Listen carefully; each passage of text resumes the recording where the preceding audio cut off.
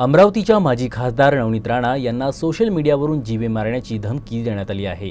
इंस्टाग्रामवरील एका रीलच्या माध्यमातून ही धमकी देण्यात आली असून संबंधित रीलवर नवनीत राणा यांच्याविषयी अश्लील व अपमानास्पद भाषा वापरण्यात आली। या प्रकरणी राणा यांचे स्वीय सहाय्यक विनोद गुहे यांनी राजापेठ पोलीस ठाण्यात तक्रार दाखल केली असून ईसा भाई या इन्स्टा खात्याच्या वापरकर्त्याविरुद्ध गुन्हा दाखल करण्यात आला आहे।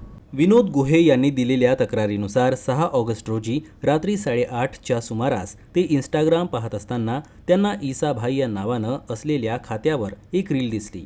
या रीलमध्ये एक युवक लाल शर्ट घालून वाहनात बसलेला दिसतो आणि नवनीत राणा यांच्या विरोधात अश्लील भाषेत बोलतो। ही नवनीत राणा हिंदुस्थान सगळ्यांचा आहे।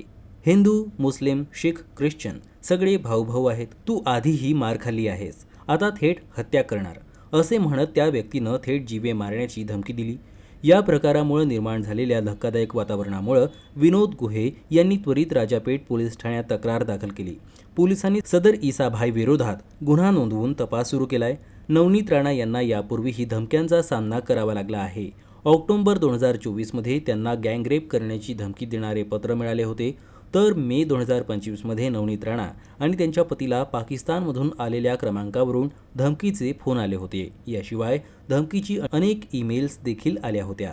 नवनीत राणा की हिंदुस्तान सबका है, हिंदू, मुस्लिम, सिख, ईसाई सब अपने भाई भाई। तू कभी जातिवादी की बातें करेंगी तो हमारे से बुरा कोई नहीं होगा। इसके पहले बहुत बार मार खा चुकी है तूने, इस बार छोड़ी नहीं जाएगा, डायरेक्ट कत्ल करे जाएगा। हाँ, अक्लमंद को इशारा तुला खतम करून टाकला असा इशारा वगैरे त्याच्यामध्ये आहे। आणि त्याच्यामुळं आज आम्ही राजापेठ पोलीस स्टेशनला संबंधित PI साहेबांना या ठिकाणी रिपोर्ट दिला आहे आणि त्याच्यावर ईसा भाई नामक जो कोणी आहे समाजकंटक त्याच्यावर सखोल कारवाई झाली पाहिजे।